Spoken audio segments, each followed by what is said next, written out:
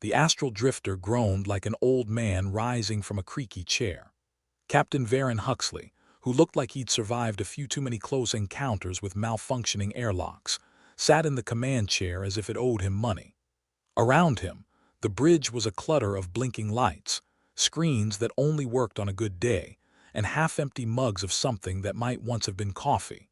If hope had a smell, it was lost somewhere between burnt toast and engine grease. "Any day now, Chief," Varen muttered, his eyes fixed on the viewport where stars smeared by at an unimpressive crawl. The wonders of sublight travel, a slow march through a universe that couldn't care less. Selene Krill, the chief engineer, was half buried in a mess of wires under a console, her boots sticking out like she was a victim of particularly aggressive shopping. "You want magic or miracles, 'cause I'm fresh out of both," she called back, voice muffled but dripping with enough sarcasm to drown an AI. "I'll settle for the engines behaving long enough to get us to this forsaken system," Varen replied. "What's it called again? Deep Space Nowhere. Close. Zeta 3. Rolls right off the tongue, doesn't it?" Selene emerged, smudged with grease and looking as if she'd fought the ship and lost. "Why do all these systems sound like rejected names for pop bands?" Varen asked no one in particular, scratching at his stubble as if trying to remember when he last saw a razor. "You should have seen what they wanted to call it.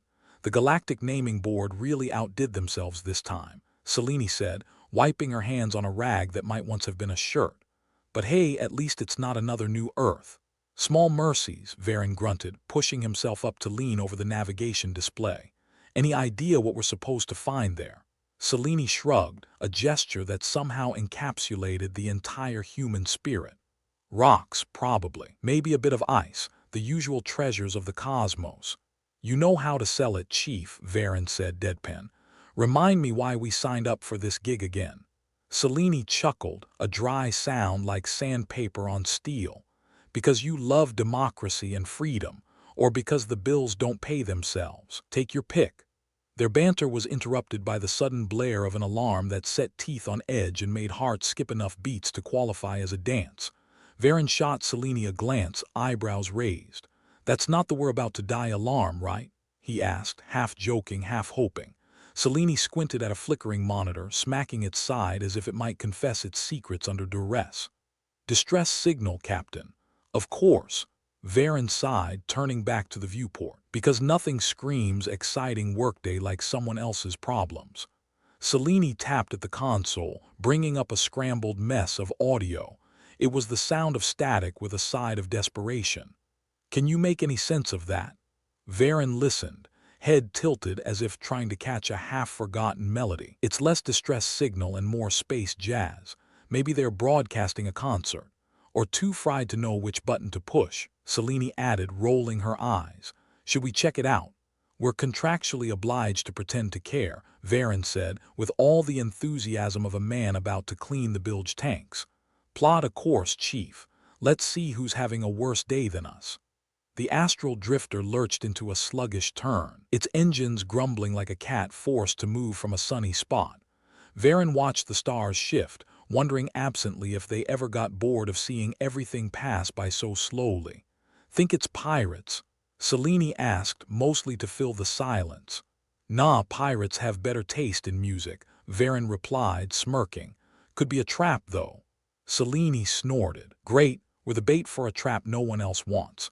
"It's an honor, really," Varen said with a mock salute. "Anyway, we've got you. If it is pirates, we'll just smile and wave. They'll never know what hit him." "That's the spirit," Selene agreed, her sarcasm so thick it could be sliced and served with a side of cynicism. As the ship trudged on, Varen leaned back in his seat, one eye on the console, the other on the potential for chaos. "Settle in, Chief. Looks like it's going to be one hell of a day." The stars finally resolved into one particular star, if only because it was slightly larger and angrier than the others. The system, Zeta 3, spread before them like a giant cosmic shrug. "See anything interesting?"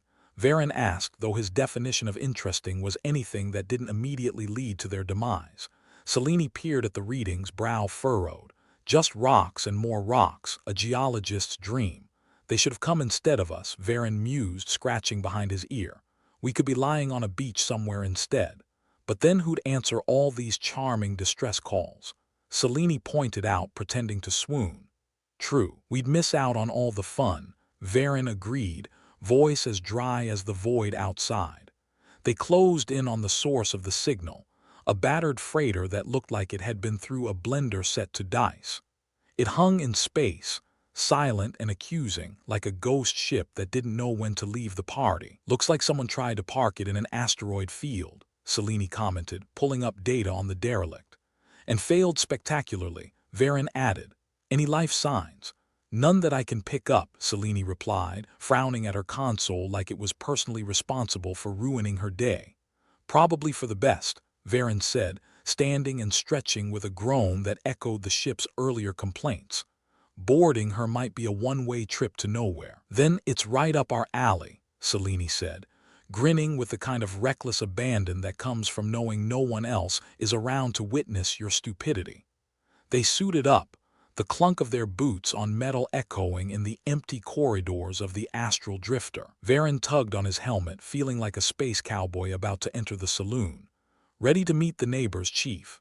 He asked, his voice tinny through the helmet comms. Always, Selene replied, her own helmet reflecting the dim light of the airlock. The boarding tube extended with a sound like a giant sucking its teeth, latching onto the derelict with all the grace of a drunk trying to pick a lock. The airlock opened, and they stepped into the unknown. The interior of the derelict was a mess of twisted metal and flickering lights.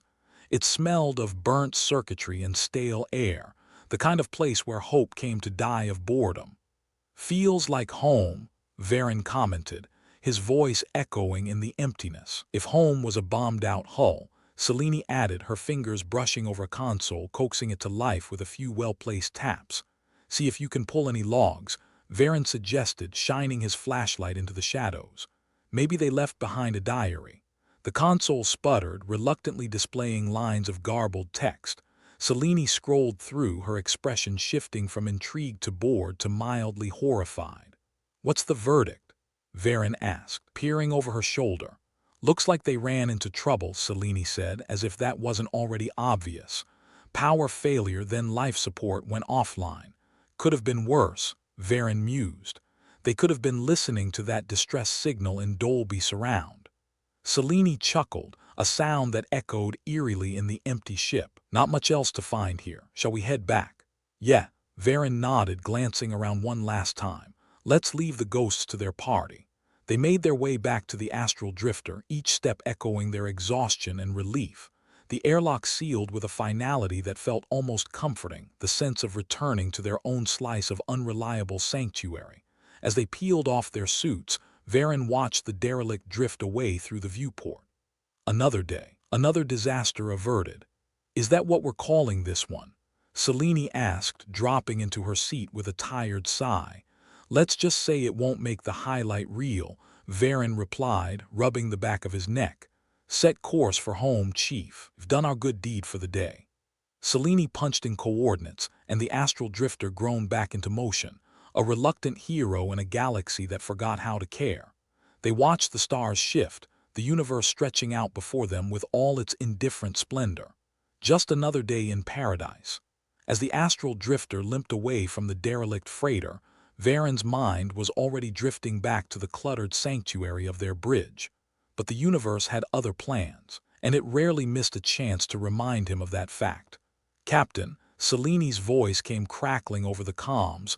We've got company, and they don't look like they are here for a friendly chat. Varen groaned, swiping at the display to get a better look. Of course we do, because today has been too quiet. The sensor readouts painted a picture of approaching ships, sleek and angular, the kind that screamed trouble with every polished curve. Zainari, Selene announced, her voice dripping with the kind of enthusiasm you'd reserve for cleaning a toilet. Zainari, huh? Wonderful, Varen muttered, scratching his chin. I've heard they are real big on hugs and cultural exchanges. Yeah, the kind where they exchange your culture for theirs, and you get a lovely sell for your trouble, Selene replied, her fingers dancing over the controls. And here they come, rolling out the blood-red carpet. The Zainari ships closed the distance with unsettling speed, surrounding the astral drifter like wolves circling a particularly scrawny sheep. The comms crackled again, this time with a voice that was all smooth malice. Captain Varen Huxley of the astral drifter, the voice drawled, carrying the weight of 1,000 smirking tongues. "We are the Zainari, and we are here to preserve your species." Varen snorted. "Preserve us, are you? Like some kind of galactic pickle jar?" "Exactly, Captain. Your kind has demonstrated a remarkable talent for self-destruction. We're here to prevent that." Selene rolled her eyes so hard Varen could practically hear them. "Yeah, thanks for the concern. Really appreciate it." The Zainari voice continued, unfazed. "You will power down your engines and prepare for boarding. We assure you this is for your own good." "Yeah, because that always ends well," Varen muttered, cutting the comms. "Selene, any bright ideas?" "How about a magic trick? I make them disappear," she suggested dryly, her hands already working to squeeze every last drop of speed from their beleaguered engines. The Zainari ships moved in, and Varen felt the familiar churn of adrenaline mixed with the bitter tang of impending doom. "Brace yourself, Chief. Here comes the party crashers." The astral drifter rattled as the Zainari latched on, their boarding tubes extending with practiced efficiency. Varen watched the status lights blink, each one a reminder of just how much they were outgunned. "Time for the welcoming committee," Varen said, unholstering his sidearm. "Think they'll like our hospitality?" Selene smirked, slipping a wrench into her belt. "I've always said nothing says welcome like a blunt object." The airlock hissed, opening with a reluctant groan, and the Zainari poured in. They were tall and willowy, wrapped in armor that shimmered with an unearthly sheen. Their eyes glowed a faint blue, a color that suggested they were constantly unimpressed. "Greetings," one of them intoned, voice like silk over steel. "You will come with us." Varen raised an eyebrow. "And here I was hoping for a drink first." Selene shifted beside him, ready to spring into action. "Yeah, we usually like to be wined and dined before we're kidnapped." The Zainari leader tilted his head, a motion that could have been curiosity or condescension. "Your bravado is noted, but unnecessary. Compliance is for your benefit." "Your benefit, our benefit," Varen said, waving his free hand dismissively. "Let's call the whole thing off." The Zainari stepped forward and the atmosphere shifted, thickening with menace, the kind that made Varen's finger twitch on the trigger. But before things could escalate into a full-blown shootout, Selene spoke up. "Hold on. Before you go all rescue us from ourselves, why don't you explain how this is supposed to help?" The Zainari paused, clearly not used to being questioned. "We will relocate you to a sanctuary. There, you will be preserved, free from the violence of your kind." Varen chuckled, the sound jagged as broken glass. "And we're just supposed to trust you. You know humans have a funny history with that word sanctuary." "Our intentions are pure," the Zainari insisted, though their glowing eyes flickered with something that resembled patience running thin. Selene crossed her arms, a gesture of defiance as much as comfort. "And once we're in your little sanctuary, what then?" "You will adapt and be grateful," the Zainari replied, a statement less of fact and more of command. "Adapting and gratitude are two favorite things," Varen said, the sarcasm as thick as the tension in the room. "All right, you want us. Come and get us." The air seemed to crackle as the Zainari moved. Varen's sidearm barked and the narrow corridor erupted into chaos.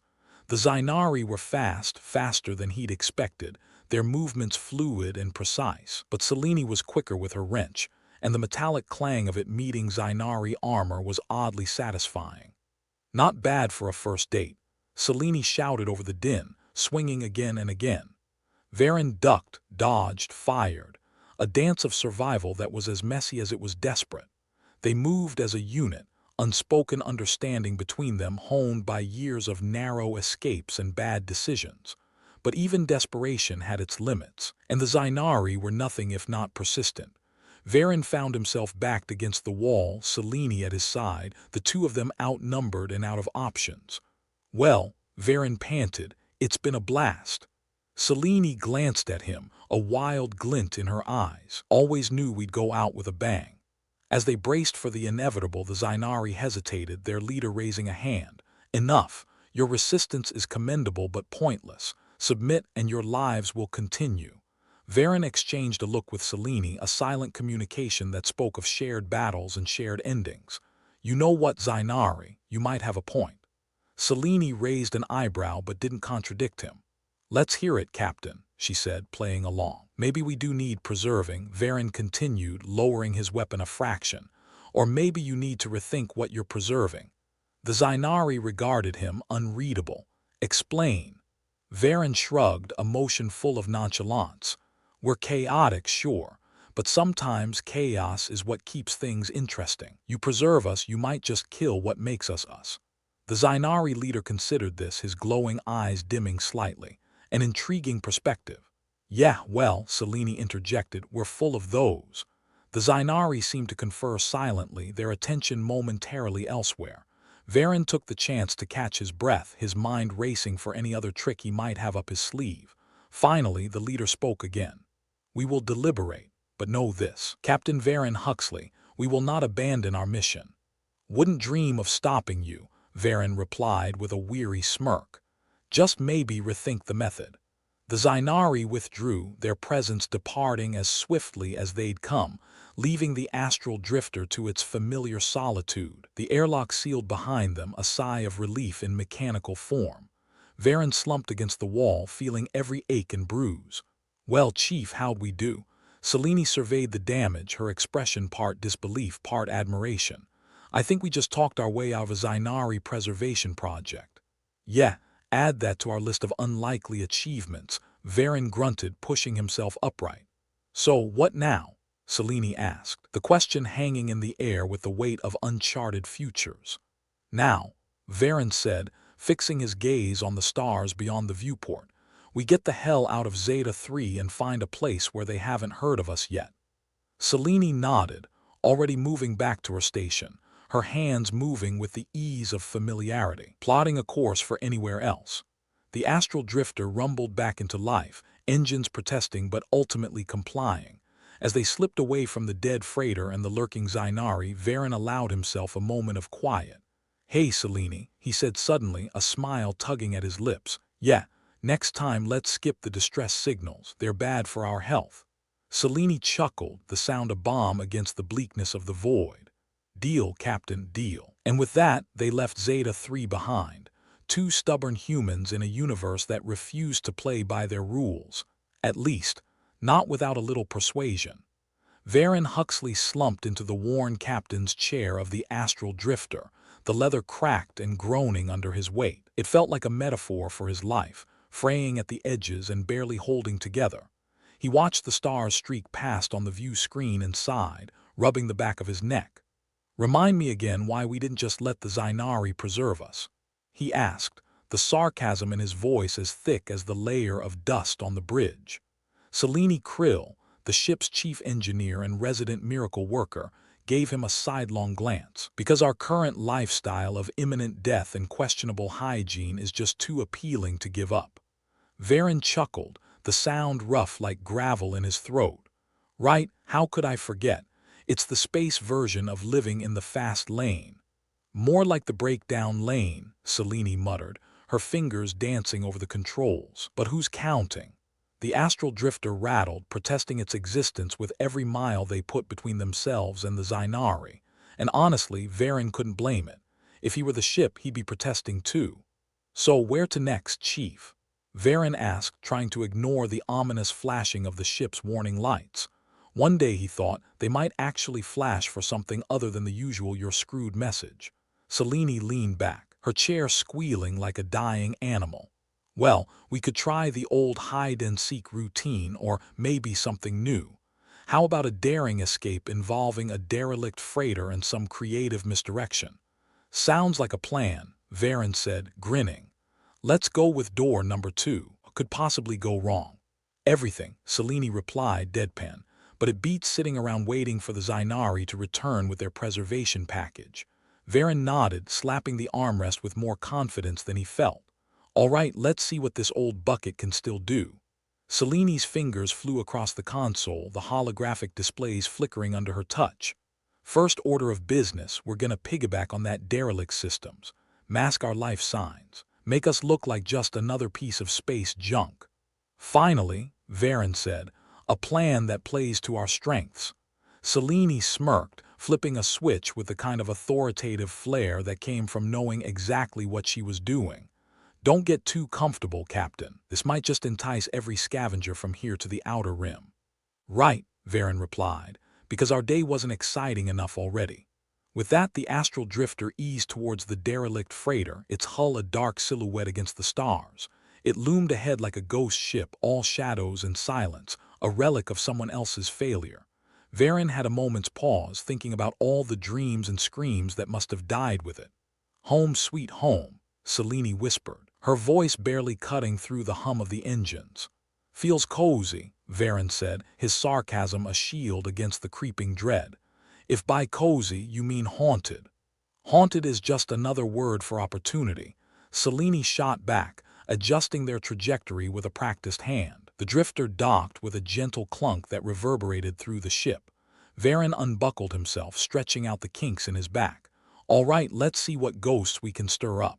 Selene grabbed her toolkit, a battered thing covered in decals from a dozen different ports. I'll get to work on the freighter's systems. Make us disappear like we've never existed.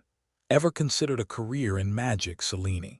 Varen asked, leading the way to the airlock. Only if I can saw you in half, she replied, following close behind. The airlock opened with a reluctant hiss and they stepped onto the freighter. The air was stale, carrying the musty scent of abandonment.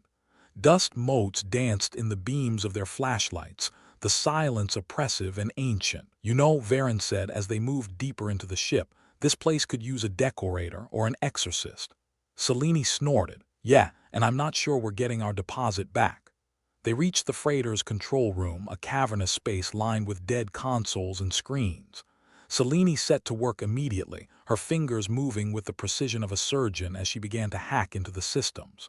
So, Varen said, leaning against a console that creaked ominously. How long do you think we have before the Zainari come knocking again?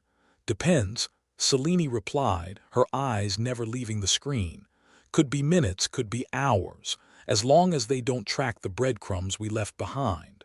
Varen grimaced. And if they do, then I hope you've been practicing your fast-talking, she said dryly, because we'll need more than charm to get out of this one. Varen sighed, scratching at the stubble on his chin. Great. I left my silver tongue in my other pants. Selene chuckled, but it was short-lived as her attention was drawn back to her work. Varen watched her, the quiet hum of the freighter's systems filling the void. It was moments like these that he appreciated having Selene on board, a mix of genius and grit that kept them alive.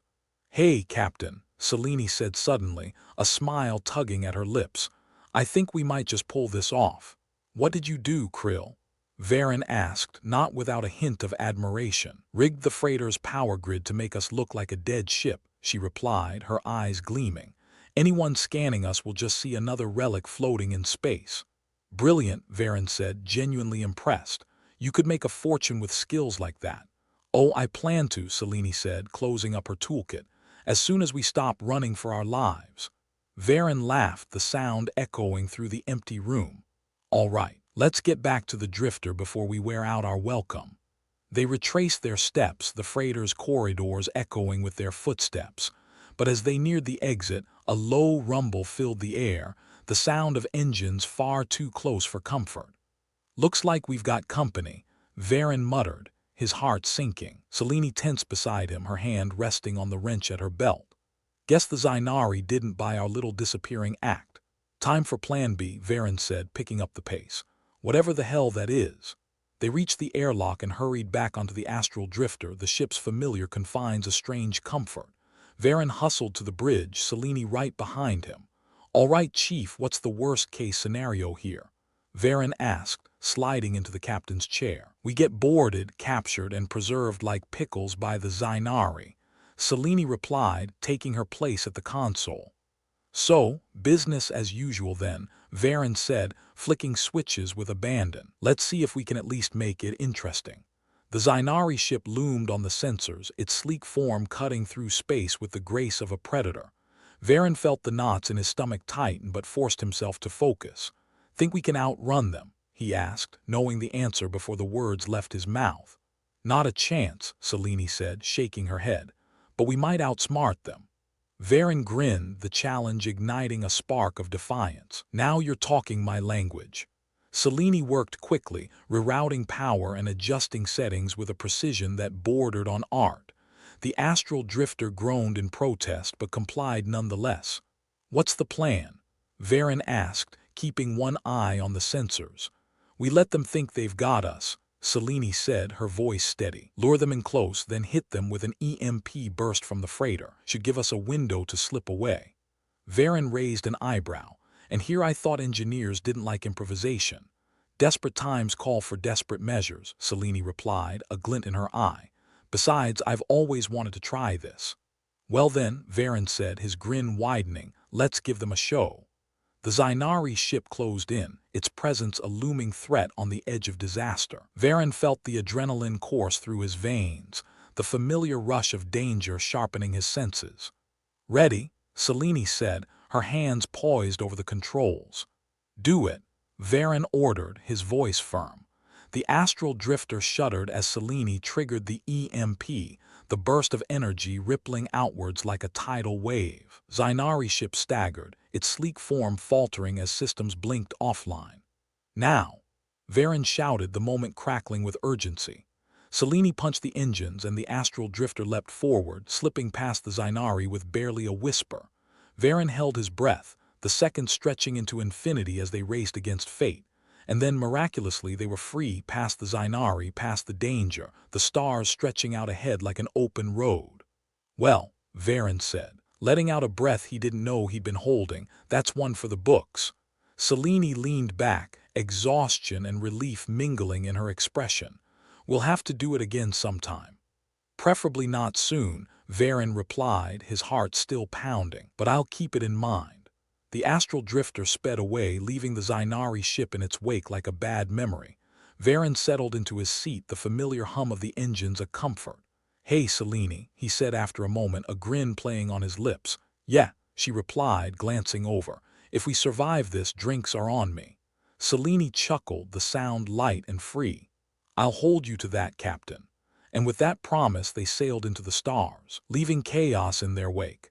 And maybe, just maybe, finding a little bit of peace in the madness. The astral drifter cruised through space, a battered testament to bad decisions and luck, with Varen Huxley contemplating both in the captain's chair. He could almost feel the Zainari's breath down his neck, even though he knew the universe didn't care enough to be personal about it. Their grace period was over, and it was time to face whatever the Zainari had cooked up in response to their latest escape. Ah, silence, Varen muttered, the universe's way of saying you're about to step in it. His comm buzzed, Selene, voice crackling with static and sarcasm. Captain, got a new toy on our tail. Zainari drones. Lots of M. Looks like the dinner bell has rung. Varen grimaced. Figures they'd send the automated welcoming committee. Guess they got tired of losing ships. I'll take it as a compliment, Selene replied, the smugness practically oozing through the comms. Varen sighed and pushed himself up from the chair, joints protesting as he moved. Right, gather the troops. We've got a drone infestation to handle. He met Selene at the bridge, which still bore the messy scars of their last predicament. She looked up from a console, a mock salute at the ready. Ready to play hide and seek. More like whack-a-drone, Varen corrected. You handle the tech, I'll handle the smashing. Selene smirked, acknowledging the division of labor with a nod. She turned to the holographic display, conjuring a map of the derelict freighter. All right, here's the plan. We split up, keep them guessing. They're sending signals from a central hub, likely trying to nose around the freighter for survivors or idiots like us. Great, Varen said, which means if we want to keep not being preserved, we've got to hit them before they can radio home. Exactly, Selene confirmed. I'll go tinker with their hub, see if I can confuse their little brains. You, Captain, get to play defense. Oh joy, Varen replied with a mock cheer. I'll pretend I'm back in school defending my lunch money. Selene snorted. Just remember to hit them harder than last time. Varen gathered the rest of their ragtag crew, a motley collection of survivors with grudges against the universe nearly as big as his own. They were the kind of people who knew how to work with odds stacked against them, because they'd never known it any other way. All right, folks, he began. leaning against a bulkhead like a teacher trying to corral misbehaving students. You know the drill. Zynari drones are sniffing around, and it's our job to make sure they come up empty. Keller, one of the newer recruits with a penchant for things that go boom, grinned. So basically, it's just another Tuesday. Varen chuckled. Pretty much. Now, groups of 2 hit the key areas. We need to keep the drones distracted and away from the freighter's comms. Let's give Selene all the time she needs. Got your back, Captain, said Drax, a hulking figure whose talents included making things disappear, usually with pyrotechnics. Varen nodded. Good. Move out, everyone. The crew dispersed, each to their assigned sections of the freighter, ready to lay traps and spring surprises on the unwelcome guests. Varen and Drax took the lower decks, where the drone signals were strongest. They moved in silence, years of running and hiding making them experts in creeping around like ghosts in their own ship. The metallic corridors of the freighter loomed around them, shadows playing tricks on their eyes, every creak and groan of the ship a potential threat. So, Captain, Drax said, breaking the silence with his gravelly voice, we gonna blow these things sky high. Wouldn't be a Tuesday if we didn't. Varen quipped, adjusting his grip on his blaster. Drax grinned, checking the explosives strapped across his chest like festive garlands. Let's make it a show. They reached the corridor junction where the drone signal was strongest. Varen peered around the corner. A trio of drones hovered, their sleek, angular forms gleaming coldly under the dim emergency lights. They moved with the precision of a well-rehearsed ballet, scanning and probing, their sensors sweeping the area. Well, aren't they just the picture of persistence? Varen muttered, pulling back. Drax chuckled, low and menacing. Reckon they're about to learn persistence don't mean much against a good bang. Varen nodded. On my mark. He counted silently, letting the rhythm of the ship's hum guide him. When he hit 3, they sprang into action. Drax lobbed an explosive down the corridor, the small device skittering along the floor with a whirring sound that drew the drone's attention like moths to a flame. The explosion was a spectacular bloom of fire and smoke, the corridor shaking with the force of it. Varen and Drax darted forward, using the brief confusion to their advantage. Varen fired his blaster, the shots precise and deadly, reducing the drones to sparking, twitching wrecks on the floor. Satisfying, Drax commented, inspecting their handiwork. Let's not get cocky, Varen replied, a wary eye on the shadows still lurking. There are more where those came from. They continued their sweep, the halls echoing with the distant sounds of other teams carrying out similar operations. The freighter had become a battlefield, and each corner turned brought new skirmishes, new triumphs, and the occasional setback. Meanwhile, Selene worked her magic in the freighter's command center, her hands a blur over the controls. She could feel the pressure mounting, the Zynari's response tightening like a noose. There was no room for error here, only the razor's edge between survival and preservation. Her comms crackled to life, Keller's voice coming through with a burst of static. Selene, this is your friendly neighborhood explosives enthusiast. How's your end looking? Like a mess waiting to happen. Selene replied, eyes fixed on the screens. You. Same here, got a few drones left to play with. Thought you might want to know I'm planning something big. Just make sure it's big enough to work and not big enough to take us with it, she shot back dryly. Copy that, Chief. With the comm link closed, Selene returned her focus to the task at hand. Hack the drone's hub, throw their systems into chaos, and give the crew the breathing room they so desperately needed. The hub's interface was a snarl of alien code, designed to baffle and frustrate. But Selene was nothing if not persistent, fingers dancing across the console with the precision of a concert pianist. Come on, you stubborn son of a, she muttered, teeth gritted in concentration. Finally, she found the chink in the armor, a back door left ajar, perhaps out of oversight, perhaps out of arrogance. Whatever the reason, Selene exploited it ruthlessly, slipping in and sowing seeds of confusion among the drone's network. All right, she announced to herself, a triumphant grin spreading across her face. Let's see how you handle a little chaos. The drones, once moving with purpose and precision, now wavered, their formations breaking apart as they struggled to process conflicting orders. It wasn't much, but it was enough, a temporary reprieve for the crew to regroup and strike back. Varen's voice crackled over the comms, breathless but relieved. Selene, whatever you did, it's working. Drones are falling apart. Just a little something I whipped up, she replied, unable to keep the pride from her voice. But it won't last forever. We need to finish this. Understood, Varen said. We're on it. Keep it up. The battle continued, a dance of desperation and determination. The crew fought with the ferocity of cornered animals, each victory hard won, each setback a reminder of how close they were to the edge. Varen and Drax took down another squad of drones, the air thick with the smoke and ozone of battle. Varen could feel the adrenaline coursing through his veins, the high-wire act of survival pushing him to his limits. Captain, Drax said, wiping sweat from his brow. Think we can keep this up? We don't have a choice, Varen replied, glancing at the dwindling number of drones. Until Selene can shut them down for good, we hold the line. Ah, the old stay alive until we figure it out plan, Drax mused. Classic. Hey, it's gotten us this far, Varen said, cracking a grin despite the situation. Elsewhere on the ship, Keller and her partner were finishing their own skirmish. The drones remained strewn about like discarded toys. Keller's fingers itched for another explosive, but the dwindling supply was a reminder of their precarious situation. Hey, Selene, Keller called over the comms. You've got maybe 10 minutes before things get dicey again. Copy that, Selene replied, her fingers flying over the console. I'm working as fast as I can. The tension was palpable, a living thing that nestled in the bones and whispered of catastrophes yet to come. But they were used to this dance, this delicate balance between hope and despair. With one final push, Selene managed to isolate the drone's command signal, cutting it off from the rest of their network. It wasn't a perfect solution, but it was enough to render the drones inert, their threat neutered. Captain, Selene called, a note of triumph in her voice.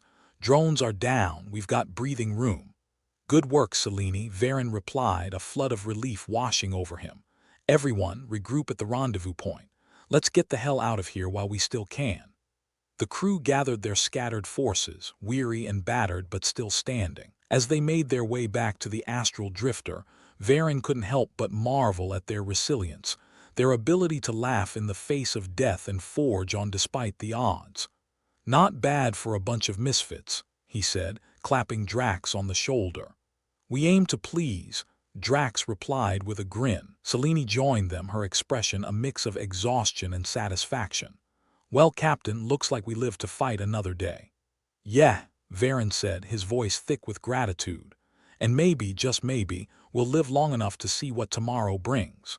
With their collective burdens momentarily lifted, the crew boarded the astral drifter, ready to slip back into the vastness of space, a place where, for a fleeting moment, they were free from the chains of fate and the relentless pursuit of the Zainari. And as the stars streaked past on the view screen, Varen allowed himself a rare moment of hope.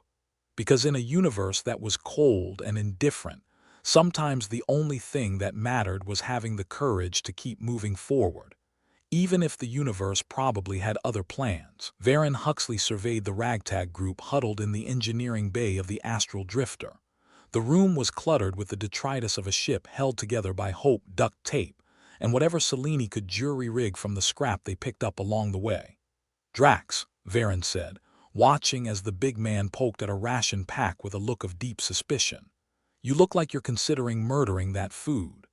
If it's trying to kill me first, it's only fair, Drax grumbled, finally tearing into the pack with all the enthusiasm of a man facing his doom. I've eaten softer tires. Selene snorted from her station behind the flickering holo display, her fingers perpetually busy tapping commands into the misbehaving console. It's not the food, Drax. It's the preservatives that'll do you in. You'll be pickled from the inside out. Keller, their explosives enthusiast with a penchant for gallows humor, chimed in. Think of it as preparing for a long afterlife. You'll still look fresh when they dig us up. Varen leaned back against a bulkhead, arms crossed. Assuming we don't end up in some Zainari museum under the extinct curiosities section. The room fell silent, the reality of their situation pulling down like gravity. The Zainari had them pinned in this charade of a freighter, their options dwindling by the minute. If the drones didn't finish them off, the lack of supplies, air, and morale just might.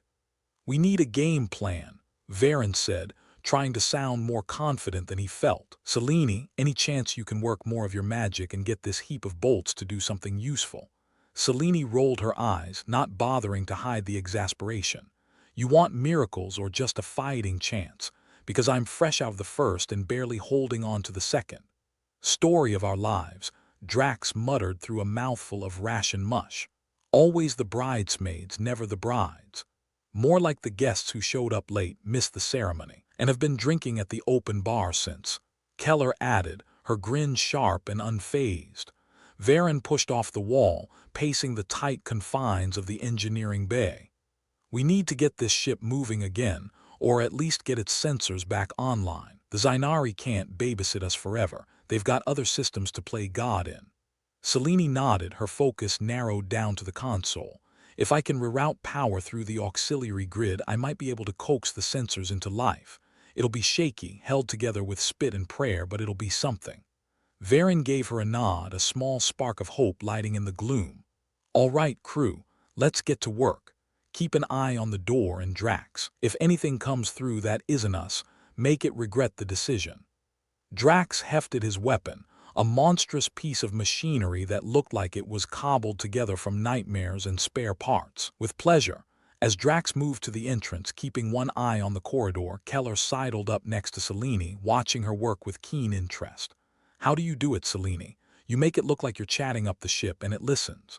Selene shot her a sideways glance, a smirk playing at her lips. "I've got a way with words that, or it knows I'll beat it with a wrench if it doesn't behave." "See," Varen said, his voice taking on a lighter tone. "This is why I keep you around, Selene. That and your charming disposition." "If by charming you mean barely tolerant, then sure," Selene retorted, her hands never stopping their dance over the console. A sudden burst of static filled the room, the comms crackling with interference before clearing up enough to hear the message. It was Nate, one of their scouts, and his voice was a mixture of urgency and controlled panic.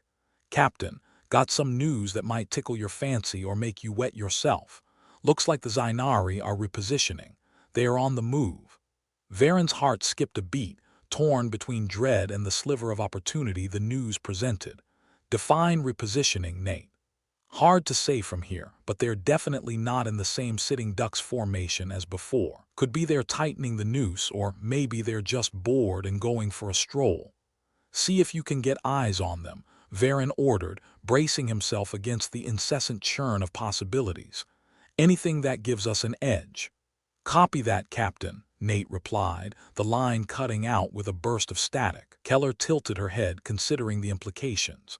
"So, what's the plan, Captain? We wait until they come knocking, or do we make a dash for it?" Varen thought for a moment, the weight of command pressing on him like a dead star. "Selene gets the sensors online, we figure out what the Zainari are doing, and then we make our move. Whether that's running or fighting depends on what we find." "High-stakes gambling with our lives as chips," Drax mused, a small, grim smile on his lips. "Always wanted to know what that felt like." Selene let out a small huff, a sound part frustration, part determination. "Well, hold on to your bets. I'm about to spin the wheel." With a final flourish, she hit a sequence of commands and the console flickered, the sensors straining to life with a groan that suggested they'd rather be dead. The room held its breath as data trickled in, the screen filling with a shaky, pixelated view of the surrounding space. "There we go," Selene announced, her voice tinged with triumph. "Sensor feeds up, though I wouldn't trust it to tell me the time, let alone what the Zainari are doing." Varen and the others crowded around, scrutinizing the jagged feed for any hint of the Zainari's intentions. It was like trying to read tea leaves in a blender, but it was all they had. "I see movement," Keller pointed out, tracing a path with her finger. "They're definitely up to something. Looks like repositioning to me." Varen nodded, a plan forming in his mind. "If they are repositioning, that means they're vulnerable. We might have a window to make a break for it, or at least get to another system." "Right," Selene agreed, her eyes still fixed on the screen. "But we need to hit them where it hurts, something to keep them off our backs long enough to get clear." "Distract and dash," Drax said, his grip tightening on his weapon. "I'm all for it. But what do we hit them with?" The silence that followed was oppressive, the kind that only came when everyone realized just how few options they had. It was Keller who broke it, her voice cheerful in a way that bordered on psychotic. "Well, we do have a few more toys to play with, enough to make a mess if not a lasting impression." Varen met her gaze, appreciating the reckless, brilliant gleam in her eyes. "Do it. Rig whatever you've got, make them think twice about underestimating us." Keller gave a mock salute, her grin fierce. "Consider it done, Captain." As Keller set to work, Selene continued her ministrations on the console, trying to eke every bit of performance out of the beleaguered system. Varen watched them, a swell of pride mingling with the anxiety gnawing at his insides. His crew was tired, battered, and running on fumes, yet they persisted. They fought, laughed in the face of doom, and pushed the envelope of what scrappy underdogs could achieve. The Zainari may have them cornered, but Varen knew the heart of the crew was indefatigable. "It's our timeline, Selene?" he asked, already bracing for a less than encouraging answer. She shrugged, fiddling with a loose panel. "Soon as Keller's done, we move. Best we don't linger once we make noise." "Understood," Varen said, steeling himself for the chaos to come. Minutes felt like hours as they made their preparations, the tension coiling in the room like a spring ready to snap. Keller finally returned, her hands covered in grime and her face alight with mischief. "All set," she declared, dusting off her palms as if this were just another Tuesday. "We light this candle and the Zainari won't know what hit them." Varen gave a nod, checking his weapon and taking stock of the situation. "All right, gang, it's now or never." Selene keyed in the final sequence, her expression grim. "Sensors are live, explosives are set, and our nav systems are ready to punch it." Varen took a deep breath, the weight of leadership a steady pressure on his shoulders. "Let's do this. All or nothing." They moved with the practiced ease of those who'd stared into the abyss and refused to blink. As the explosives detonated, the ship rocked with the force of their defiance, a cacophony that echoed through the engineering bay like a battle cry. The view screen flickered to life, the stars outside blurring into lines as the astral drifter surged forward, powered by desperation and sheer bloody-mindedness. Behind them, the freighter was a flaming wreck, a testament to their refusal to surrender. The Zainari, caught off guard, scrambled to adjust, their sleek ships twisting in confusion. Varen gripped the console, adrenaline singing in his veins. "We did it, we actually did it." Drax grinned, relief and disbelief mingling on his face. "Still alive, Captain, still in the game." Selene allowed herself a small, triumphant smile, and hopefully not in a museum anytime soon. Varen looked at his crew, seeing the strength and resilience that had carried them this far. They were an odd collection of misfits, but they were his, and as long as they drew breath, they'd keep fighting. In a universe that cared little for their survival, they'd carved out their own corner of stubborn existence. And for now, that was enough. The astral drifter hurtled through space, held together by desperation and Selene's knack for sweet-talking technology into obeying her whims. The crew, a ragtag ensemble of misfits and barely functional optimists, clung to their seats or stations. The stars streaked past on the view screen, a blurry testament to their hasty escape from the Zainari. Varen stood at the center of chaos, eyes fixed on the jumble of data flickering across the screens. "All right, folks, it's not over yet. We've only pissed off the universe's most self-righteous curators. No pressure."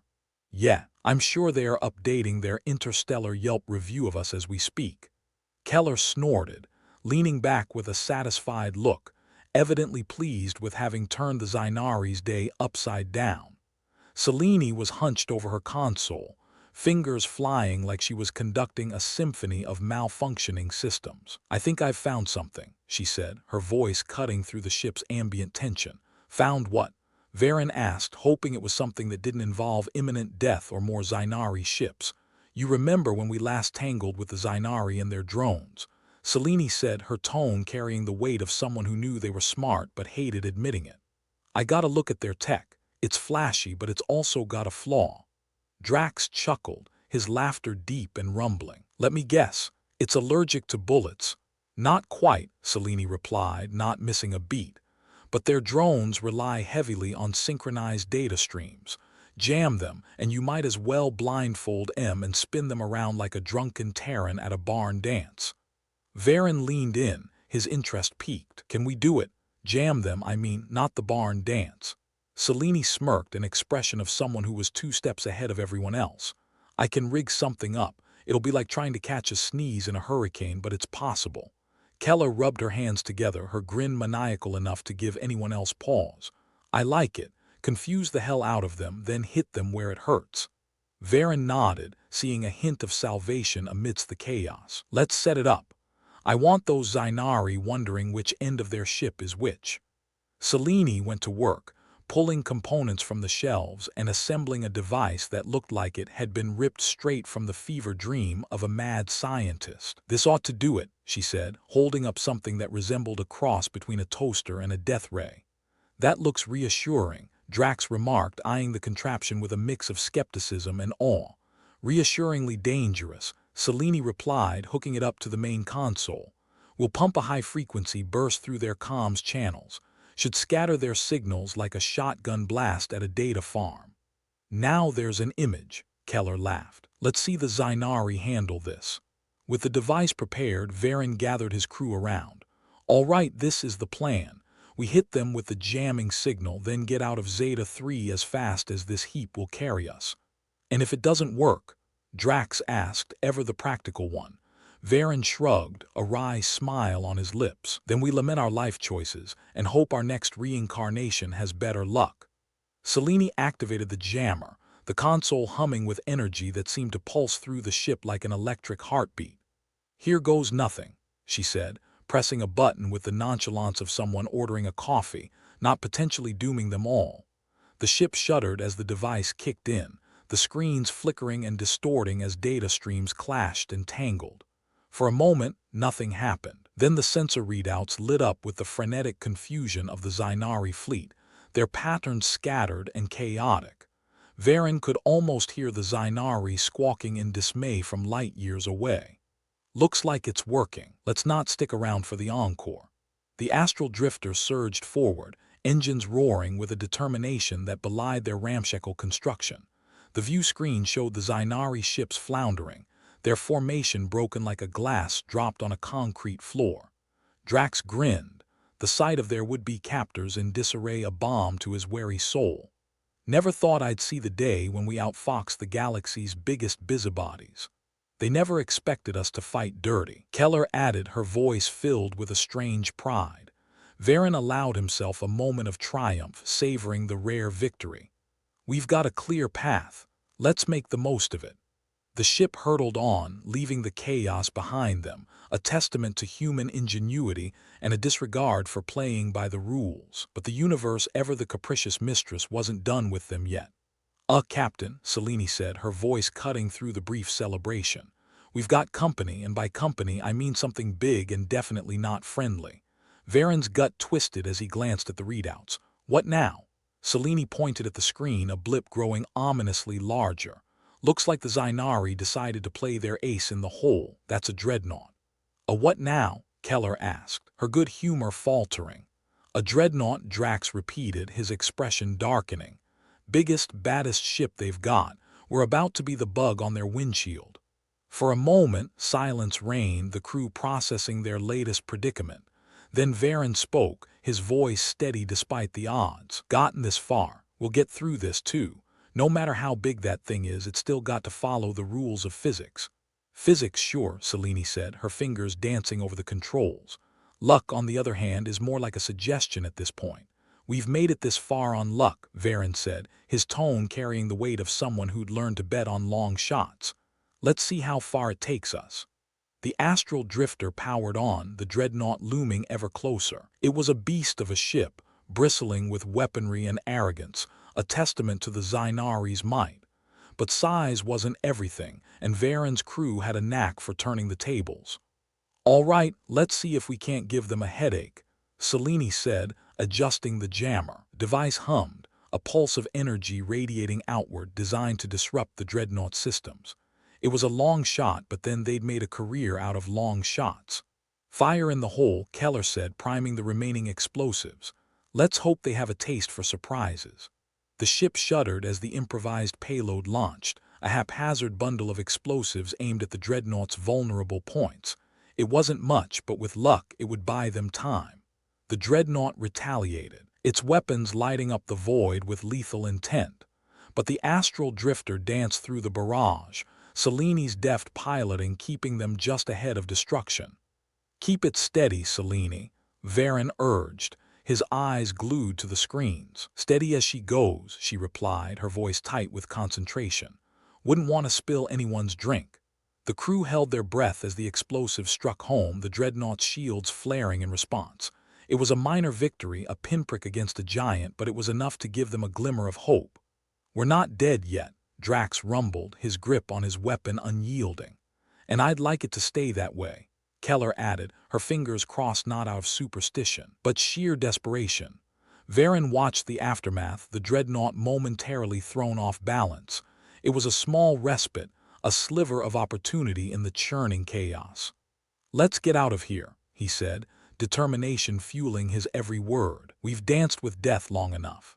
The astral drifter surged forward, the engines straining as they pushed for the safety of another system. Behind them, the dreadnought regrouped, preparing for another assault, but the delay had given the crew the edge they needed. In the vast, uncaring expanse of space, they carved their path forward, driven by the stubborn refusal to bow to fate or the Zainari's whims. It was a fool's hope, a mad dash towards an uncertain future, but it was theirs. "Almost there," Selene said, her voice a mixture of relief and exhaustion. "Just a little more." The dreadnought loomed, a shadow of doom on their heels, but the astral drifter was a streak of defiance, cutting through space like a comet. The crew clung to their mission, the makeshift family bound by shared hardship and the simple desire to survive. Varen looked around at his crew, seeing the resolve etched into their features. They were tired, weary of the constant struggle, but they were alive, and as long as they drew breath, they would fight. "Just another day in the stars," Varen said, his voice carrying the weight of a man who knew the universe rarely handed out favors. "Another day indeed," Selene agreed, her hands never leaving the controls. They hurtled toward freedom, the road ahead uncertain but theirs to claim. In a universe indifferent to their plight, the crew of the astral drifter chose to stand together, a beacon of stubborn defiance against the odds. And as they slipped the chains of the Zainari's grasp, one thing was certain. They were still in the game, still ready to turn the tables with one last, desperate gamble. The astral drifter, a heap of metal nightmares and wishful thinking, was hurtling through the void like a drunk sprinting from last call. Inside, Varen Huxley stood with the air of a man who just discovered a winning lottery ticket only to remember he'd lost it on the way home. The dreadnought loomed behind them, a cosmic bully with a penchant for crushing hopes and dreams. Selene Krill was at the helm, fingers dancing across the controls like she was playing a particularly dangerous game of whack-a-mole. "I've got the jammer running at max capacity," she announced, not bothering to hide the strain in her voice. "It's like trying to keep a band of feral cats in a bag." "Better than trying to keep our heads on our shoulders," Varen replied, his eyes not leaving the chaotic readouts. "I'm sure there's a metaphor about survival in here somewhere." "Yeah, something about the universe being a mean-spirited old hag with a grudge," Keller added, her voice a peculiar blend of sarcasm and admiration for the chaos they'd orchestrated. Meanwhile, Drax, all muscle and mirth, was busy at the weapon controls, a grin plastered across his face despite the fact they were about to be vaporized. "I don't know about you, but I've always wanted to see if a dreadnought could do a head spin." "Always the optimist," Selene shot back, teeth worrying at her bottom lip as she pushed the drifter harder. "Let's hope they have a taste for our unique brand of mischief." Varen turned to his crew, a ragtag bunch bound together by desperation and the shared insanity of humans who decided to flip off the universe. "All right, folks, this is it. We've got to exploit their synchronized data streams. It's our only shot." "You think those pointy-headed Zainari will actually fall for it?"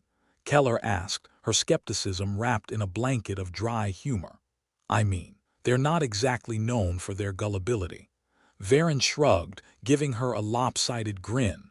"They might be smart, but they've got the ego of a supernova. They won't see it coming because they can't believe they're beatable." "Well, here's to underestimating humanity then," Drax chimed in, his laughter a rumble that seemed to bolster the crew's resolve. Selene flipped a few more switches, the flickering holo display showing the jumble of signals and chaos they'd unleashed on the Zainari. "Time for the big show," she said, voice calm despite the storm. "Let's make it count." The ship trembled as the jammer sent out another pulse, scrambling the dreadnought's systems like a bad hangover. For a moment, the Zainari ship hesitated, its forward momentum faltering as if the universe had hit pause. It was brief, but it was enough. "Look at them trying to figure out if they should change tactics or just cry," Keller snorted, barely containing her glee at the sight of the mighty Zainari flustered and fumbling. "Reminds me of my last date," Selene quipped, her focus never leaving the controls. Varen leaned closer to the view screen, watching the dreadnought's weapons sputter and fall silent. "They're pulling back," he said, disbelief coloring his words. "I think we actually did it." "Of course we did," Selene shot back, feigning indifference. "We're the astral drifter. Miracles are our bread and butter." "Or just butter," Drax added with a chuckle, "considering we haven't had bread in weeks." The Zainari, those self-righteous curators of the cosmos, were forced into retreat, their shiny dreadnought slinking back into the depths like a chastised cat. The victory was theirs, however improbable, and it tasted sweeter than any ration they'd scavenged. "Let's not stick around for a rematch," Varen suggested, already plotting their escape route. "I've had enough of the Zainari hospitality to last a lifetime." Spoken like a man who's dodged enough lasers to earn a merit badge. Keller quipped, leaning back in her seat with a sense of relief that was almost tangible. Selene adjusted their trajectory, the astral drifter surging onward with a newfound vigor, as if the ship itself was celebrating their unlikely triumph. "Next stop, anywhere but here," she announced, her tone carrying the weight of someone who just cheated death and was ready to do it again if necessary. The crew settled into a rare moment of peace, the adrenaline of battle slowly ebbing away. It was an odd feeling, this quietude after chaos, a lull in the storm they'd become so accustomed to weathering. "Do you think they'll be back?" Drax asked, his question hanging in the air like smoke. Varen considered this, a grim smile tugging at his lips. "Probably, but I doubt they'll be as eager to underestimate us next time." "Good," Selene said, stretching her arms above her head as if shrugging off the weight of the universe. "Because I'd hate for them to be predictable. Where's the fun in that?" The crew laughed, a sound rich with the relief of the living. They danced with death and lived to tell the tale, the Zainari's retreat a testament to their cunning and sheer bloody-mindedness. "But seriously," Keller said, her eyes twinkling with mischief, "next time let's try outfoxing something a little less terrifying, like, I don't know, an asteroid field or a herd of space whales." "Space whales?" Varen raised an eyebrow, amused by the notion. "Where do you come up with this stuff, Keller?" She shrugged, "Just trying to keep things interesting. Besides, who doesn't love a good space whale?" The laughter that followed was a balm to their weary souls, the sound echoing through the astral drifter as they left the chaos of Zeta 3 behind. They were a crew of misfits, pirates of the stars with nothing to lose but their lives. And in this universe, that was a hell of a lot. "All right, team," Varen said, the leader's mantle fitting a little easier now. "Let's find ourselves a place to lay low, regroup, and figure out our next move. We've still got a long way to go.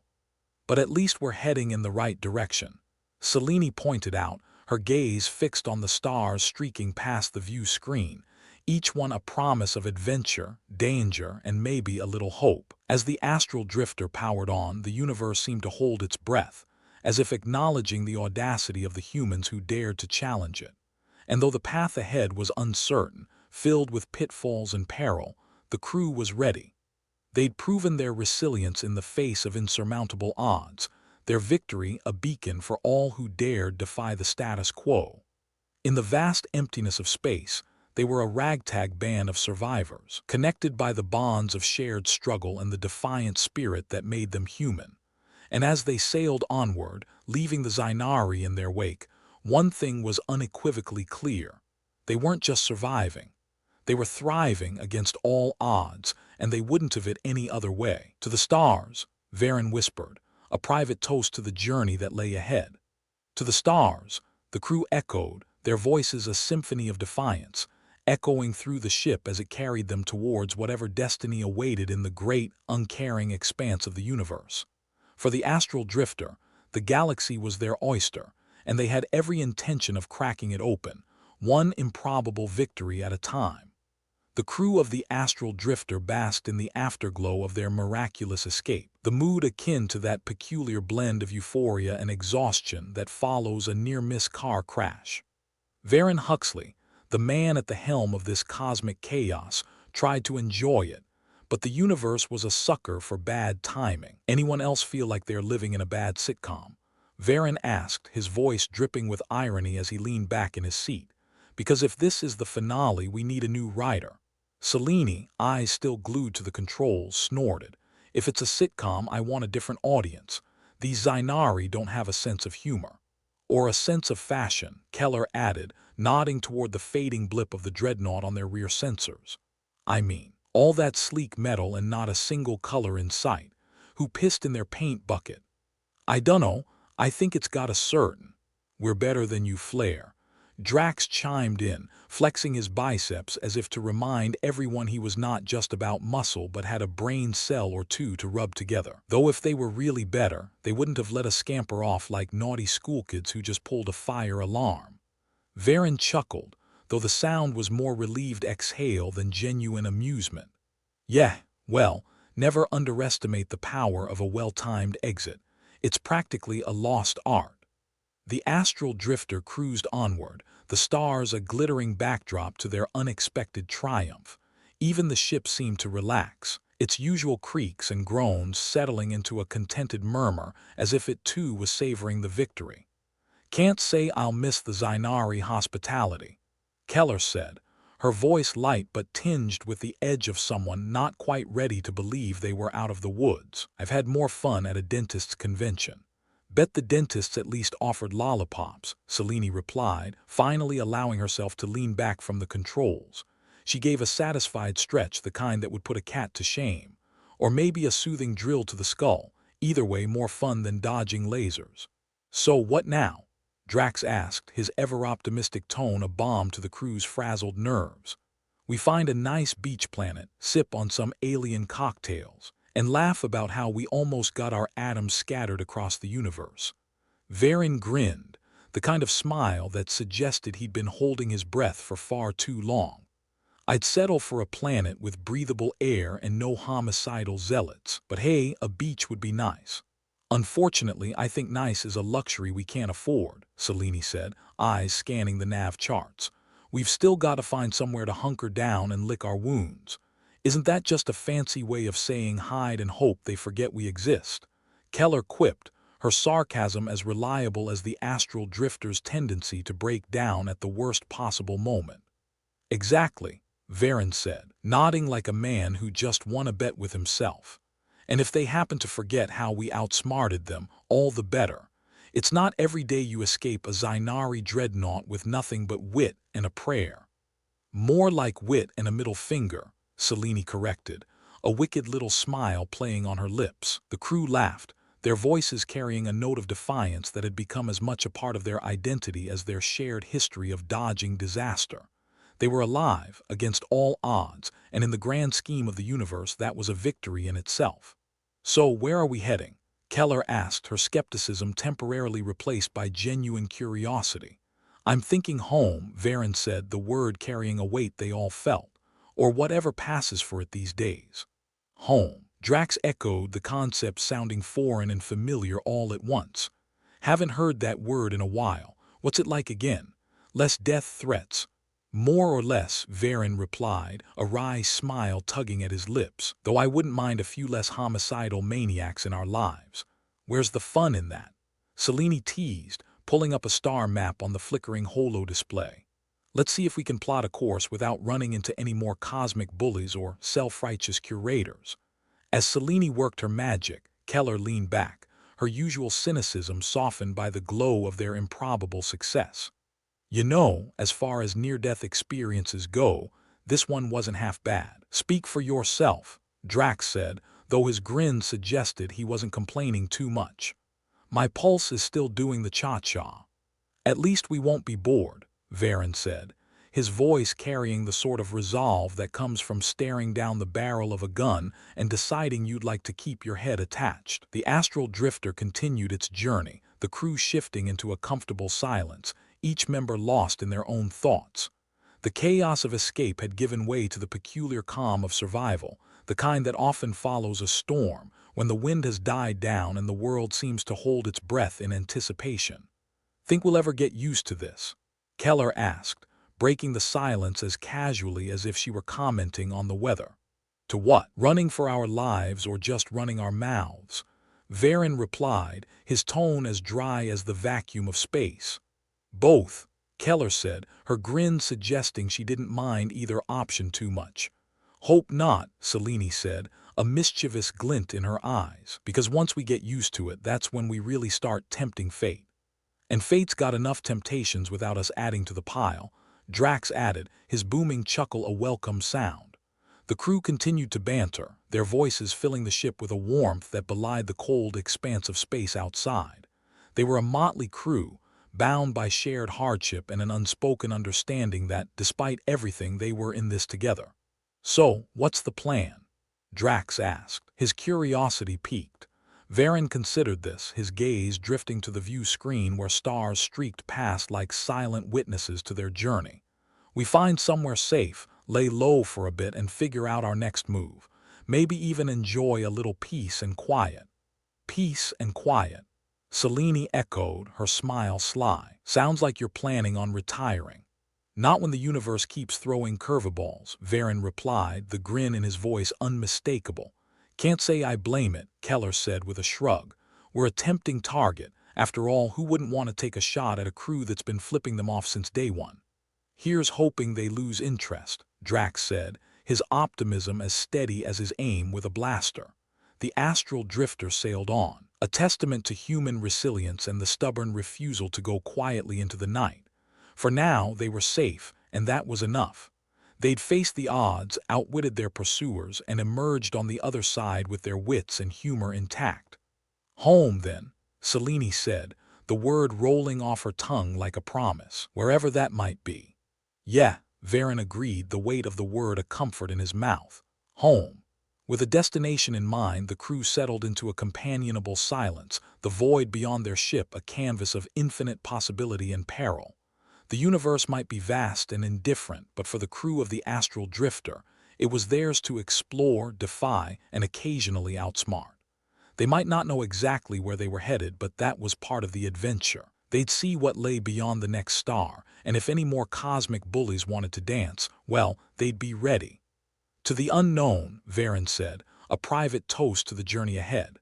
"To the unknown," the crew echoed, their voices firm and full of the irrepressible spirit that had carried them this far. And as the astral drifter sailed into the starlit expanse, the crew knew one thing for certain. Whatever lay ahead, they'd face it together, with a grin and a middle finger raised to the heavens. Because in the end, that's what it meant to be human, defiant, daring, and just a little bit crazy in a universe that never stopped trying to knock you down.